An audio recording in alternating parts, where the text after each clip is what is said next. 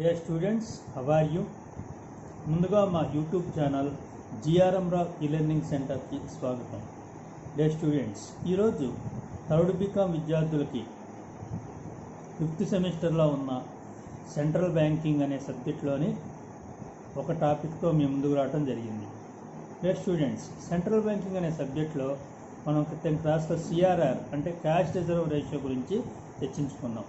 మరి ఈరోజు క్లాస్లో మనం ఎస్ఎల్ఆర్ అంటే స్టాట్యూటరీ లిక్విడిటీ రేషియో అంటే చట్టబద్ధ ద్రవ్యత్వ నిష్పత్తి అని అంటారు. ఈ రేషియో గురించి అంటే ఎస్ఎల్ఆర్ గురించి మనం ఈరోజు మరి క్లాస్ చర్చించుకుందాం. ఓకే స్టూడెంట్స్, మరి క్లాస్ స్టార్ట్ చేద్దామా?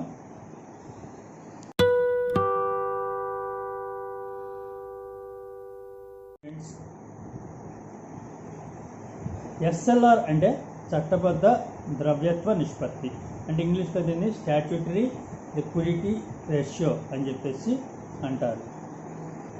ఓకే స్టూడెంట్స్, మరి చట్టబద్ధ ద్రవ్యత్వ నిష్పత్తి అంటే ఏంటంటే బ్యాంకులు చట్ట ప్రకారం నిర్దేశించిన సెక్యూరిటీల రూపంలో రిజర్వులను కలిగి ఉండటం అని చెప్పచ్చు. ఇది కూడా బ్యాంకుల యొక్క టైం మరియు డిమాండ్ డిపాజిట్ల నిష్పత్తి మీద ఆధారపడి ఉంటుంది.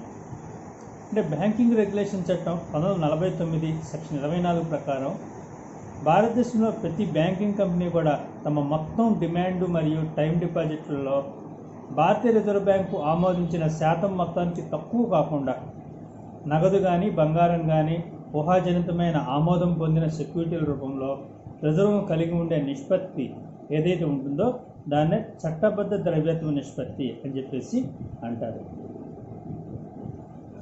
బ్యాంకింగ్ రెగ్యులేషన్ చట్టం 1914 సెక్షన్ 24కి బ్యాంకింగ్ రెగ్యులేషన్ సవరణ చట్టం 2007 ద్వారా చేసిన మరి సవరణ రాష్ట్ర సహకార బ్యాంకుల నిర్దిష్ట ఆస్తులకు ఉండవలసిన ఎస్ఎల్ఆర్ని అంటే స్టాట్యూటరీ లిక్విడిటీ రేషియోని సూచిస్తుంది. రాష్ట్ర సహకార బ్యాంకు యొక్క అటువంటి ఆస్తుల విలువ అనేది దాని భారతదేశంలోని మొత్తం డిమాండ్ మరియు టైం రుణ బాధ్యత డిటిఎల్ అని అంటారు దాన్ని. దానిలో రుణ బాధ్యతలలో 40% మించకుండా ఉండాల్సిన అవసరం ఉంటుంది. అంటే రిజర్వ్ బ్యాంకు రెండవ ముందటి పక్షం రోజుల్లోనే చివరి శుక్రవారం నాడు ఎప్పటికప్పుడు అధికారిక గెజిట్లో పేర్కొంటూ ఉండాల్సిన అవసరం ఉంటుంది. ఇంకా భారతదేశ రిజర్వ్ బ్యాంక్ ఎప్పటికప్పుడు పేర్కొన్న మదింపు విధానానికి అనుగుణంగా విలువైనదిగా సూచించిన రెండవ పక్షం చివరి శుక్రవారం నాడు ఒకటి ఏంటంటే ప్రస్తుతం మార్కెట్ ధర కంటే ఎక్కువ కాకుండా లెక్కించబడిన నగదు కానీ బంగారం కానీ, మరి రెండవది చట్టబద్ధ ద్రవ్యత్వ నిష్పత్తి ద్వారా సూచించబడిన ఇప్పుడు చెప్పబోయే కొన్ని అంశాలలో పెట్టుబడి అనేది ఉండాలి. ఒకటి ఏంటంటే జారీ చేసిన సెక్యూరిటీలు అంటే ఎప్పటికప్పుడు రిజర్వ్ బ్యాంక్ నిర్దేశించిన ప్రకారం ఆ సెక్యూరిటీల్లో ఉండాలి పెట్టుబడి. రెండవది భారత ప్రభుత్వం యొక్క ట్రెజరీ బిల్లుల్లో ఉండాలి.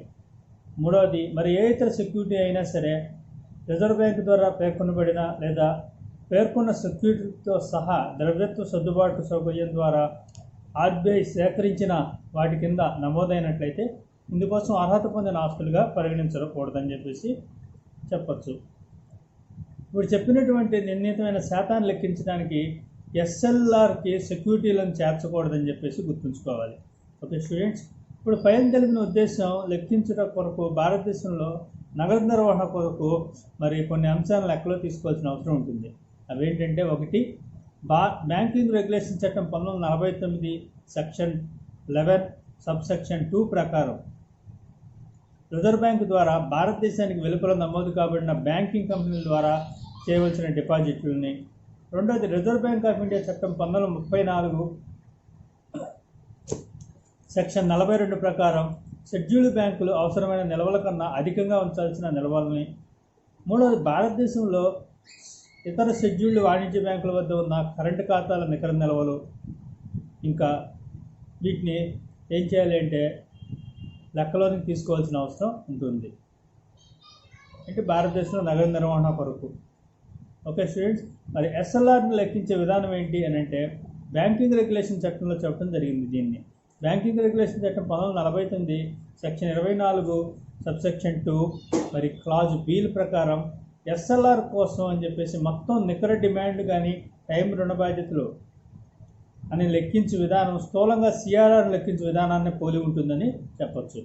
ఇంకా రాష్ట్ర సహకార బ్యాంకులు అయితే బ్యాంకింగ్ వ్యవస్థకు ముందు రుణ బాధ్యతలోని అన్ని మెచ్యూరిటీలలో అంతర్గత బ్యాంకుల వార్షిక డిపాజిట్లో చేరి ఉండాల్సిన అవసరం ఉంటుంది.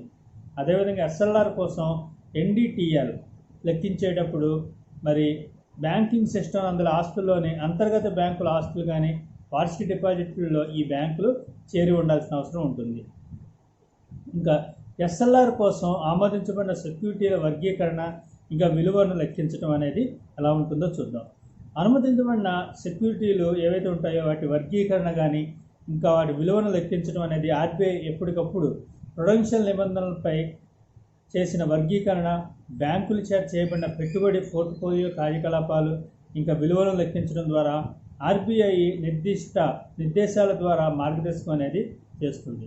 ఇక జరిమానాలు విధించడం కూడా జరుగుతుంది. ఎందుకనంటే ఎప్పటికప్పుడు రిజర్వ్ బ్యాంక్ ఆఫ్ డైరెక్టర్స్ ప్రకారం ఎస్ఎల్ఆర్ లెక్కించడానికి మరి బ్యాంకింగ్ కంపెనీ విఫలమైతే ఆ డిఫాల్ట్కి సంబంధించి ఆర్బీఐకి మరి కొంత పెనాల్టీ చెల్లించాల్సిన అవసరం ఉంటుంది.